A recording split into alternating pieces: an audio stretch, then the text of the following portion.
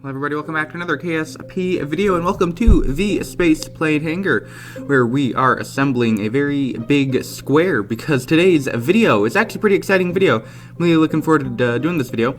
We're actually going to be building a spaceport, or like a space center, on the Mun. So we're going to be building a launch pad, which is what we're building right now, just crossfading to be doing the design of it, or like the little gold area. We're going to build a control tower, we're going to build a big giant hangar, and we're going to build a little crew terminal.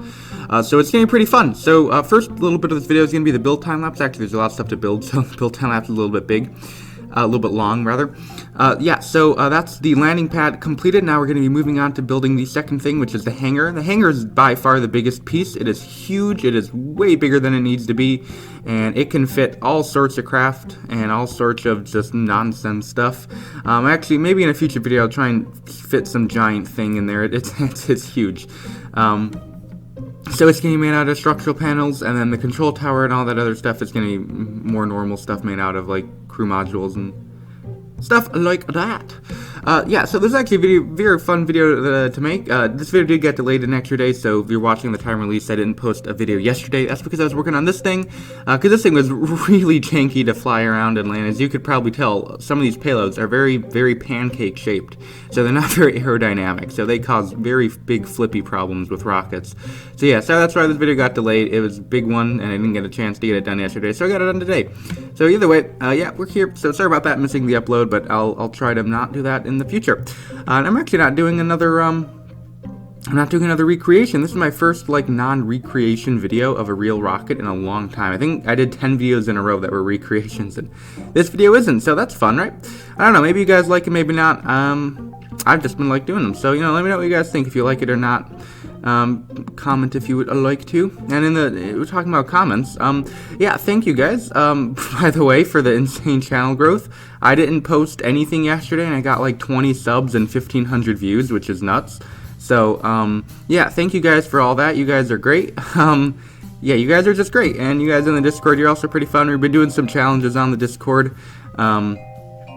Last challenge was, I believe, to bring as many Kerbals as possible to the island runway, and their winning guy was like 1,500 or something crazy like that. That was pretty fun. So if you want, we do weekly challenges, so if you want to come join the Discord, there'll be a link, and if you want to, subscribe, comment, like, oh my gosh, guys, oh my gosh, only 30% of you are subscribed, oh my gosh, hit the subscribe, smash the like button, everybody, oh my gosh, join my free gift card giveaway. Yeah, some YouTubers are fun, aren't they? Oh my gosh, guys. Okay, enough of that. Just building this, I don't know what this is supposed to be, just kind of maybe like a little elevator, like lookout area, but that doesn't matter, because we're working on the control tower. This is actually my favorite one. I had two options with this thing. I could make it like a mission control building, or I could make it like an air traffic control tower. I decided to do the latter, just because I thought it'd be more fun, or more cool looking, because I mean, what's a mission control building? Like a big square, lame. You gotta be able to see all the stuff coming in. So, building the control tower right now. Building some kind of structural stuff to support it. All that fun stuff is going on, right?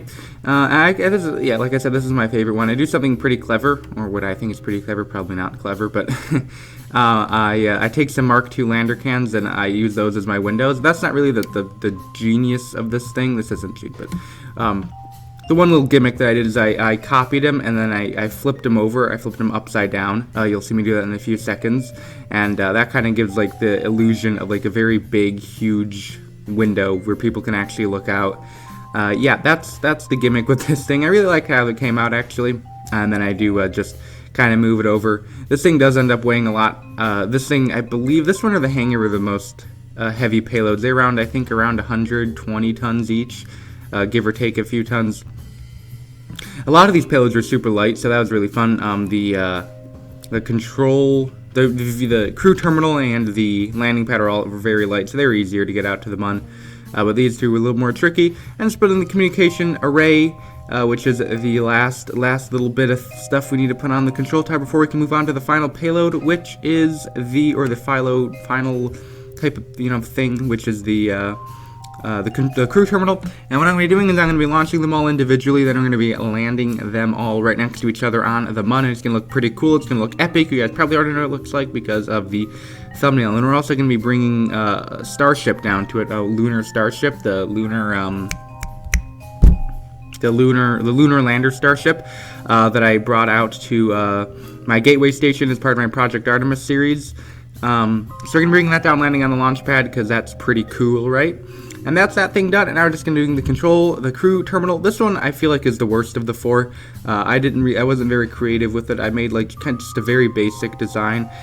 I was really struggling to come up with any sort of unique idea for this one, so I just kind of made you'll see just something out of these Mark III crew cabins. I made kind of like a I don't know what the technical well, not architectural, but the technical or whatever term for this thing is. This long, like, weird shape I'm doing. I don't know, but yeah, that's what I did, and then what I ended up doing to make it a little more unique, a little more creative, a little more give it something to stand out, because it's really boring in with that shape. So what I end up doing here, listening to, I'm just experimenting with a few different designs about maybe what I can do in that middle area. But what I ultimately settle on doing is making like a little courtyard area. As you can see, I'm building right here at structural panels.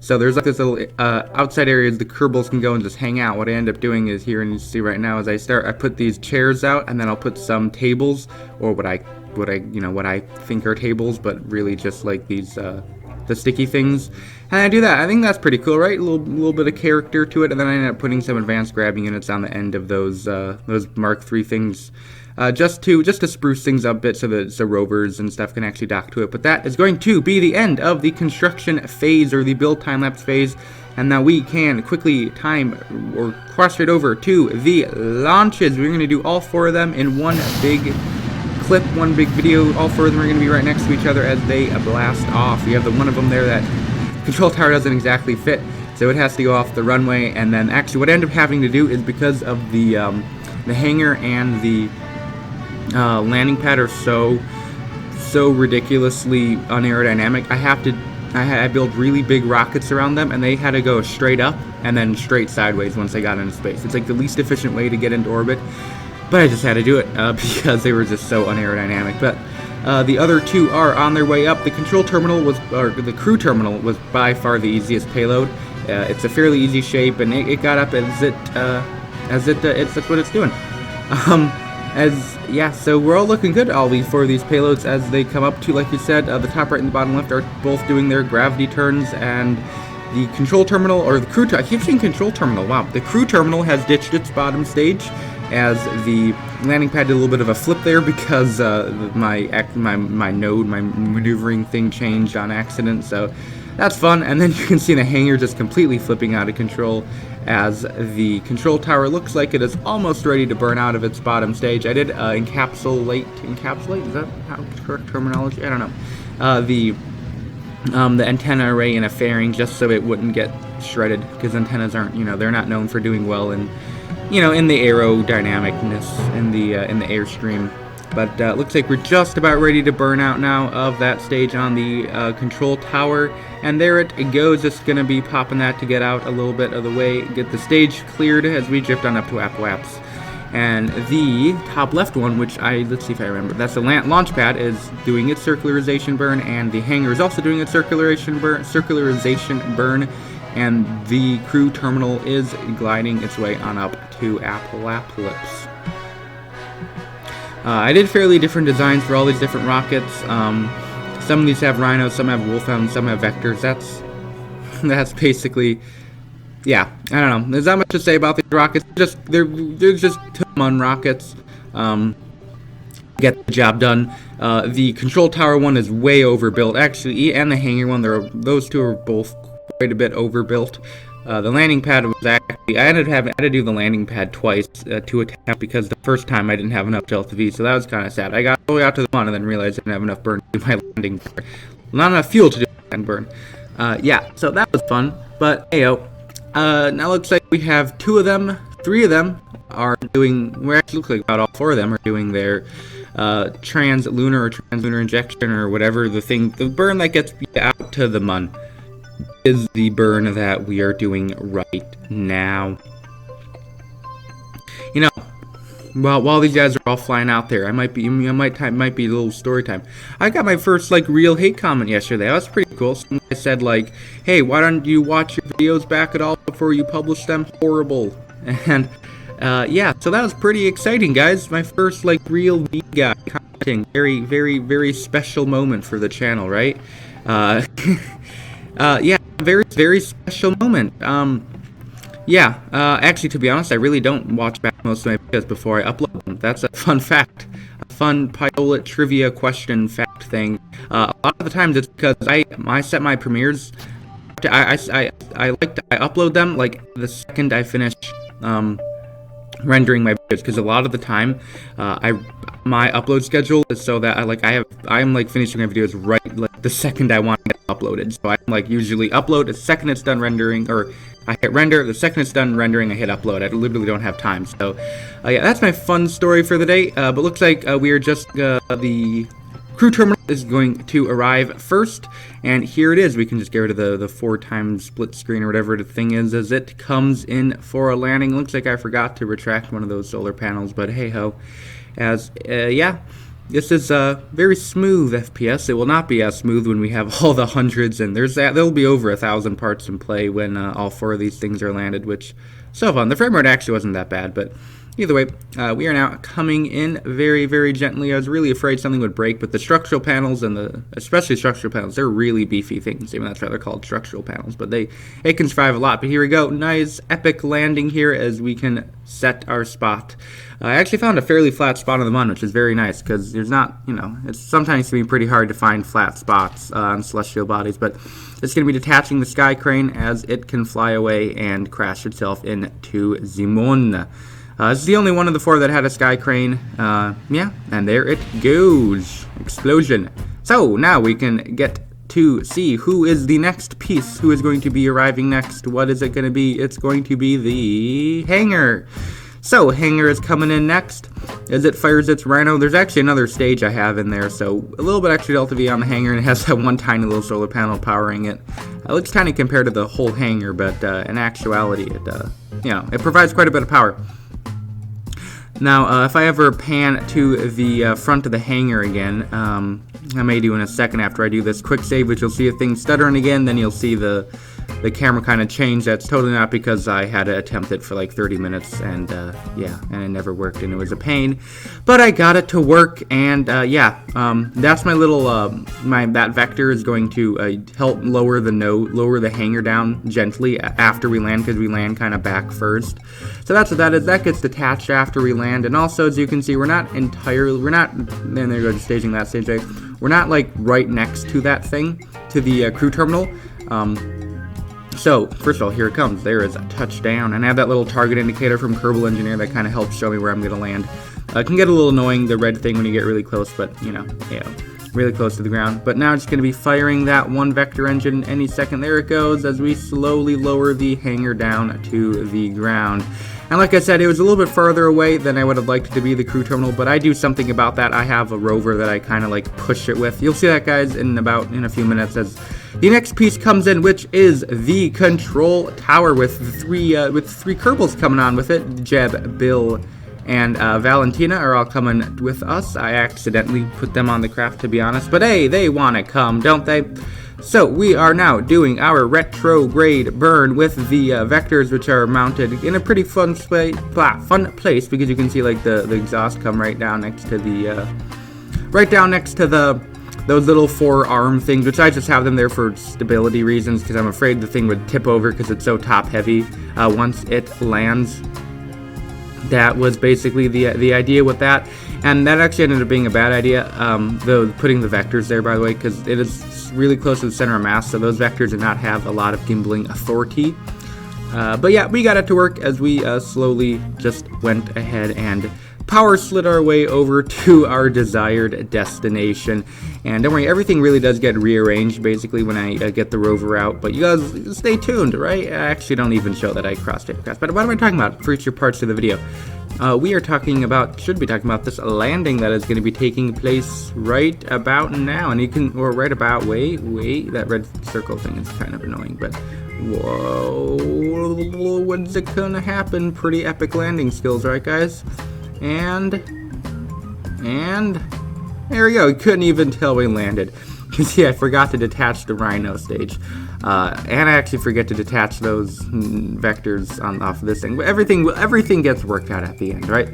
We have now one more payload, which is the landing pad, the grand finale, the most epic payload of all, because it's going to be awesome when Starship lands on it, which we do in this video. So, stay tuned, right? So, just firing the vectors just to get our landing site targeted. As you can see, that's what I use that red target thing for, which comes with Kerbal Engineer. Just kind of circled it there with the mouse, didn't I? That was actually total coincidence. But either way, I land this thing way far away because this thing was just impossible to control at low speeds. So I just landed here and I just said, yeah, we'll move it with the rover. And if you don't know what rover I'm talking about, it's actually a rover I have featured in a different video. It is a rover I sent to the moon. It's actually, I think, my third KSP video on the, or maybe fourth KSP video on the channel, maybe fifth. I don't know. It's one of the first KSP videos I ever did on this channel was sending that rover out to the moon. And I'll put a little card up the top to link you guys to that video if you want to watch it. But there's the rover. As I drove it, or definitely drove it halfway around the moon, and definitely didn't use vessel mover to move it here. That's totally different. I don't think it did. But because these payloads are so light, I can just kind of push them wherever I want. So what I'm going to do, in the interest of time saving, because this video is already pretty long, I'm just going to crossfade to the final form I had the base in, which is that. And now we're going to crossfade again over to our gateway station, where we are going to be landing the lunar Starship lander thing onto the base, or onto the launch pad. Because what's the point of having a launch pad / landing pad if you're not going to use it, right? So I'm going to use it. Two things I want to clear up with my lunar Starship. Yeah, the solar panels are in the wrong spot. I realized that after I'd done the video, when I actually decided to look into what the lunar Starship actually was like. Yeah, the solar panels actually go on the top, the nose cone. There's like a little solar panel array, or just some of the. There's just solar panel tiles around that area.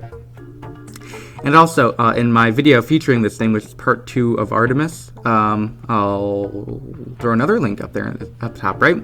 I said that this thing was made out of carbon fiber, not stainless steel. I was wrong. Lunar Starship is made out of stainless steel. It's just painted white. See, I'm a genius, guys. I know everything about rockets. I got everything so wrong. But here we go, coming in. We are firing the 3 Wolfhound engines, which are analogous to the Raptor vacuum engines, and then when we get nice and low, we're going to fire up the 6 radially mounted Thud engines, which are the landing engines that the Starship will use, because if you're firing those 3 engines really close to the ground in real life, that would kick up so much dust that it would just cause just all sorts of problems. So they have those 3 radially mounted, or the 6 radially mounted engines, which will do the final bit of the landing for the lunar Starship, and it actually ended up being useful for us because I would have actually just burnt a hole in my launch pad had I fired those Wolfhound engines right near to it. So, it all worked out at the end. Right now I'm just getting into that red circle thing because it got annoying at this point. And this was really tricky to do. As you could probably tell, targeting that tiny landing pad from orbit is not easy. But now we're just getting nice and low, and I disable the Wolfhound engines. Now we're just firing the Thud engines as I totally barely, it looks like I'm going to crash into the hangar. I don't, actually. I managed to power slide my way over to the landing pad as we come in for a nice epic landing on top of the pad.